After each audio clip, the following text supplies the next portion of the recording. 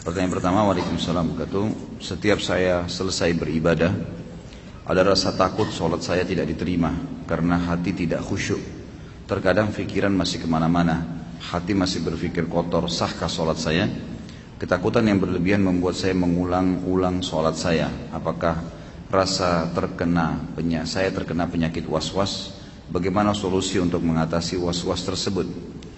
Pertama tentu kita harus menyadari ya, setiap ibadah itu pasti digoda oleh syaitan untuk kita tidak lakukan maksimal, atau kalaupun kita lakukan maka berkurang pahalanya. Maka tentu saja kita harus bisa melawan itu, atau harus bisa melawan, tidak boleh kita diamin, tidak boleh didiamkan.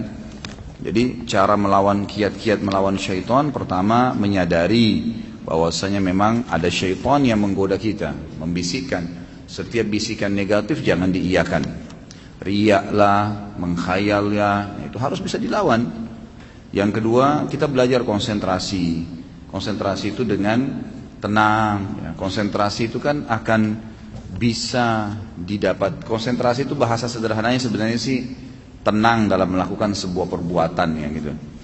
Jadi kita lihat orang-orang yang konsentrasi itu, kalau baca ayat tenang, kalau melakukan satu perbuatan tenang ya. Dia fokus sehingga memang maksimal dalam gerakan, dalam ucapan, penyampaiannya, tutur katanya, semua tertutur rapi gitu, tertata rapi.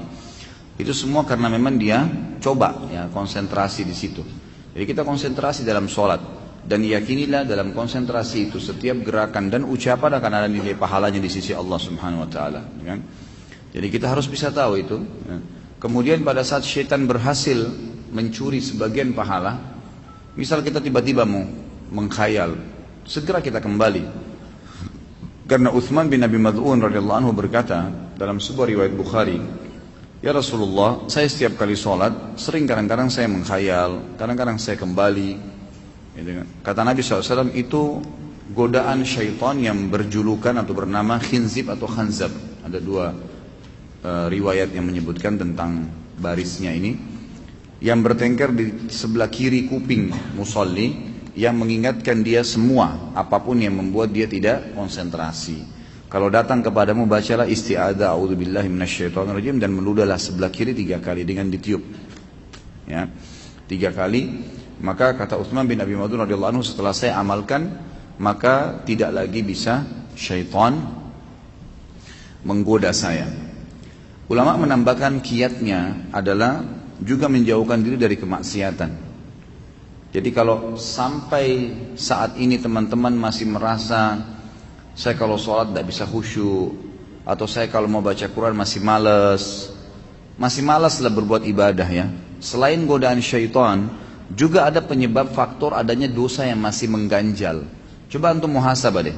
Dosa apa yang masih saya lakukan nih dalam sebulan atau dalam seminggu, atau yang rutin lah dalam kegiatan sehari-hari dari pagi sampai malam. Dosa apa yang saya lakukan? Coba muhasabah, diingat. Kalau enggak, mungkin dalam minggu, dalam 1 minggu gitu kan.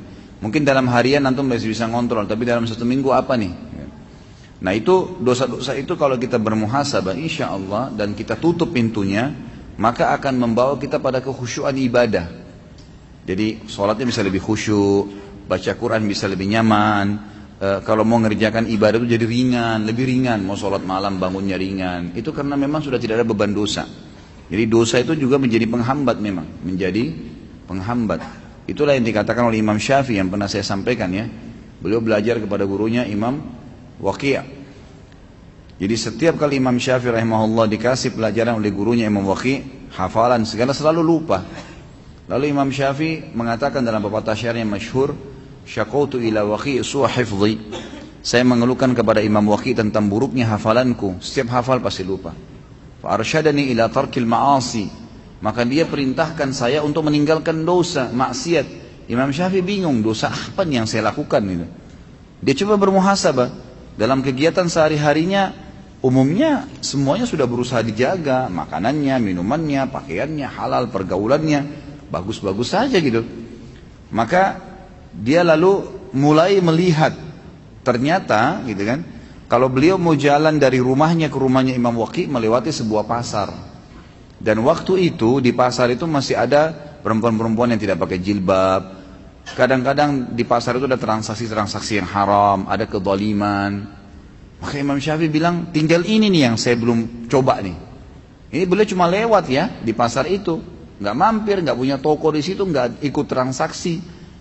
Kemudian beliau bilang, saya ganti jalurnya. Tadinya lewat di depan pasar, sekarang lewat belakang pasar. Dia nggak lihat pasar lagi. Ke rumahnya Imam Waqi'. Lalu dia hubungkan perkataan Imam Waqi' setelahnya, wa akhbarani bi anna ilma nur wa nurullahi la yu'ta li 'asi. Dan disampaikan kepada saya bahwasanya ilmu itu adalah cahaya dari Allah, dan cahaya Allah tidak bisa dikasih, tidak bisa didapatkan kecuali pada orang yang bermaksiat. Dia bilang, setelah saya ubah jalur jalan saya itu, maka saya temukan kalau saya buka kitab, kata Imam Syafi'i, buka kitab, maka saya tutup sebelahnya, karena kalau saya buka ketika saya hafal semuanya, gara-gara meninggalkan kemaksiatan. Jadi memang dia bisa menjadi penghambat itu.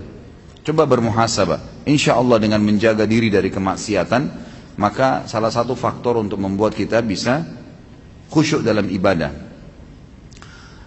Yang berhubungan dengan pertanyaan ini, ya, tidak boleh kita mengulang-ulangi sholat, kecuali ada udzur syar'i, batal, keluar angin, tiba-tiba teringat belum wudu, tiba-tiba baru sudah sholat, sementara sholat asar misalnya ternyata baru terdengar azan, belum masuk waktu, berarti itu harus memang dibatalin.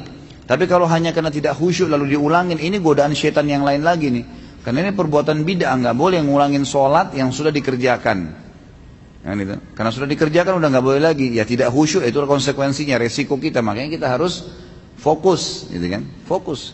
Masa teman-teman sekalian kalau diundang oleh wali kota datang, kita betul-betul mengatur kata-kata kita, bahkan kita khawatir kalau ada satu kata yang terpelintir salah. Masa kita sama Allah Subhanahu Wa Taala tidak bisa menjaga itu? Sudah ini cukup. Ini masya Allah nih. Jangan ditambah terus. Ini sampai jam 5 subuh kita nanti. Cukup akhi ya, cukup, jangan ditambah lagi. Tolong nanti didengar dulu. Siapa tahu pertanyaan antum sudah dijawab.